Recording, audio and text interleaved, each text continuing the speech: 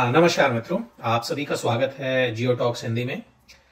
इस सप्ताह के प्रकरण में हम चर्चा करेंगे बलूचिस्तान में जो स्वायत्तता या स्वतंत्रता के लिए जो सशस्त्र आंदोलन चल रहा है उसके बारे में, और वहां पे कौन से सशस्त्र विद्रोही गुट सक्रिय हैं जो पाकिस्तान की सुरक्षा एजेंसियों के साथ लड़ रहे हैं।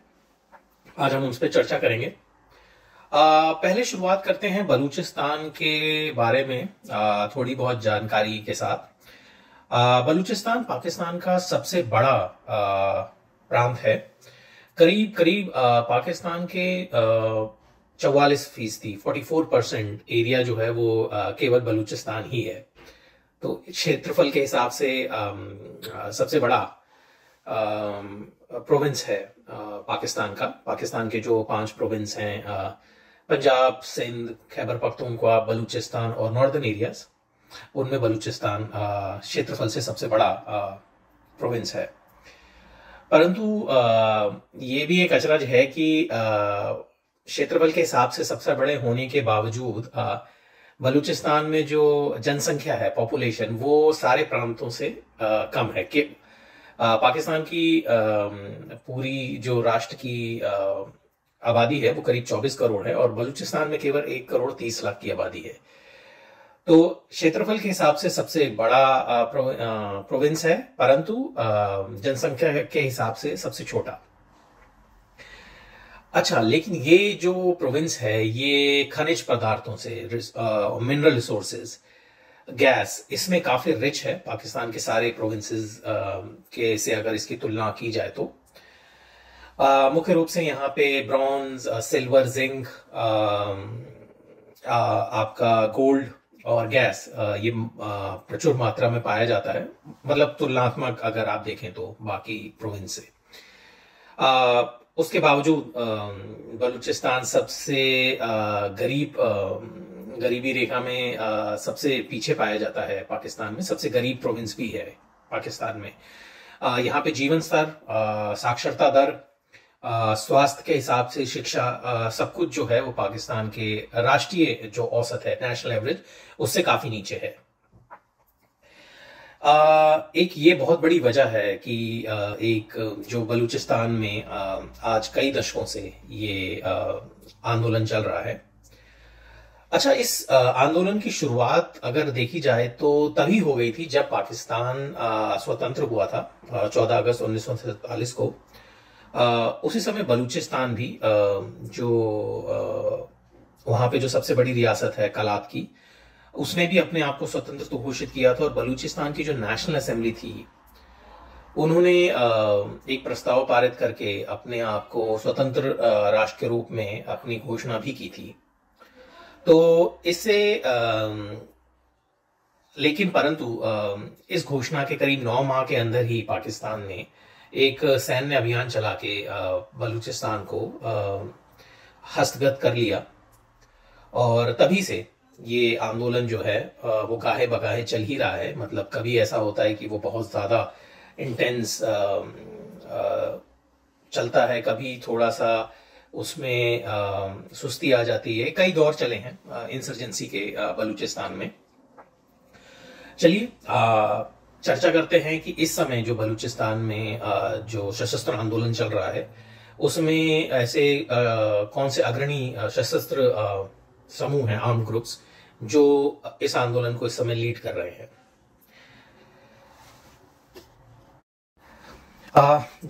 सो इस समय जो बलूचिस्तान में जो सशस्त्र आंदोलन कर रहे हैं उनमें जो समूह है उनमें सबसे पहला नाम जो आता है वो है बलूचिस्तान लिबरेशन आर्मी, BLA का। BLA जो है इसका गठन सन 2000 से ही हुआ था और उसकी कार्रवाइयां भी तब शुरू हो गई थी। अच्छा, इसमें एक बात मैं पहले इस पर चर्चा करना चाहूंगा कि इस समय एक जो बलूचिस्तान में आंदोलन चल रहा है उसमें फर्क एक बहुत बड़ा ये आया है कि जो पहले सशस्त्र संगठन थे वो अपने कबायली सरदारों के प्रभाव में थे या वो उनसे उनका नेतृत्व रहता था। परंतु अब जो बलूच उच्च शिक्षा प्राप्त मिडिल क्लास, मध्यवर्गीय युवा हैं, वो देखने में आया है कि ज्यादातर सशस्त्र समूहों को वो लीड कर रहे हैं या चला रहे हैं। उसी तरह बलूचिस्तान लिबरेशन आर्मी इसको 2018 तक असलम बलूच, अच्छू बलूच जिनको कहा जाता था, वो लीड करते थे। उन्होंने बीएलए में काफी सारे चीजों को बदला, काफी प्रोफेशनल पेशेवर तरीके से बीएलए का गठन किया गया। और बीएलए अगर संख्या की दृष्टि से देखें तो भी सबसे बड़ा संगठन है। करीब करीब 3000 के करीब बलूच लड़ाके बीएलए में हैं। अच्छा, ये विभिन्न सूत्रों के अनुसार है, एग्जैक्ट संख्या कोई नहीं बता सकता इसमें। और बलूच लिबरेशन आर्मी का एक स्पेशल यूनिट भी है जिसको मजीद ब्रिगेड कहते हैं। मजीद ब्रिगेड जो है वो सुसाइड, फिदाइन, आत्मघाती हमले करने में इसको महारत हासिल है। पर मजीद ब्रिगेड की संख्या कुछ सैकड़ों में ही है, करीब 200 के लगभग ही। पर मजीद ब्रिगेड ने काफी ऐसे हमले किए हैं जिनसे बलूचिस्तान जो है का सशस्त्र आंदोलन वो काफी एक राष्ट्र क्या इस समय क्षेत्रीय पटल पे भी आया है। और इस समय बलूचिस्तान लिबरेशन आर्मी को लीड करते हैं बशीर ज़ेब बलूच। ये बीएसओ आजाद जो वहां का एक बड़ा ही राष्ट्रवादी छात्र संगठन है, उसके पहले चेयरमैन रह चुके हैं। और इस समय बशीर ज़ेब साहब जो हैं वो बीएलए को का नेतृत्व करते हैं। और बीएलए ने पहले जो गुरिल्ला हमले थे उनको अब उनके साथ साथ अब पाकिस्तानी फौज के जो बड़ी छावनियां हैं, कंटोनमेंट्स हैं बलूचिस्तान में, उन पे हमले किए हैं। और पाकिस्तान सिक्योरिटी फोर्सेस के ऊपर आत्मघाती हमला करना, जैसे उनके कॉन्वॉयज के ऊपर हमला करना।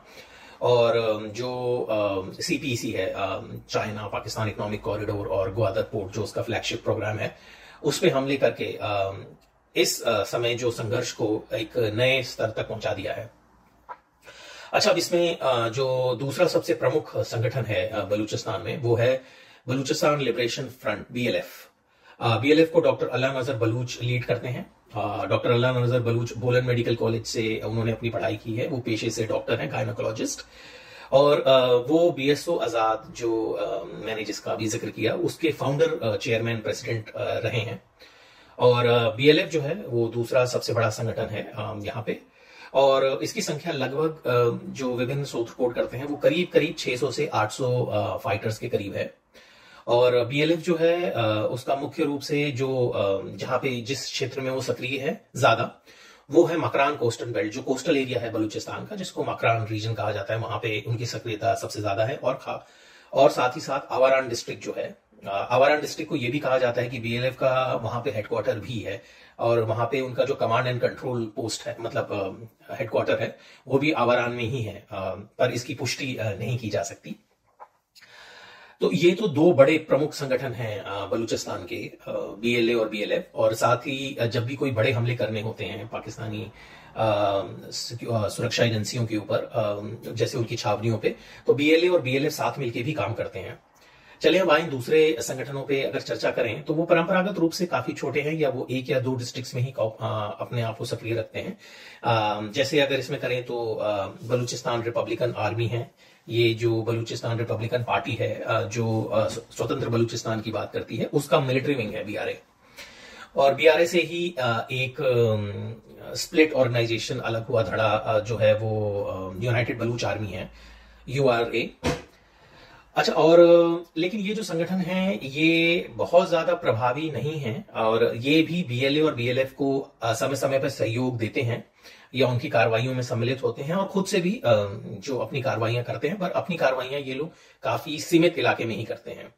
दूसरा अगर एक संगठन कहें तो बलूचिस्तान लिबरेशन टाइगर है, बीएलटी।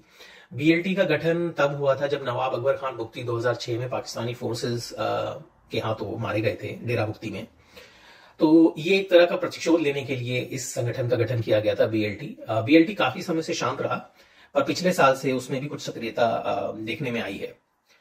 तो ये एक मोटा मोटा अगर कहें तो चर्चा थी बलूचिस्तान में जो इस समय सशस्त्र संगठन काम कर रहे हैं उनके ऊपर, बीएलए, बीएलएफ, बीआरजी, यूबीजी और साथ में ये बीएलटी।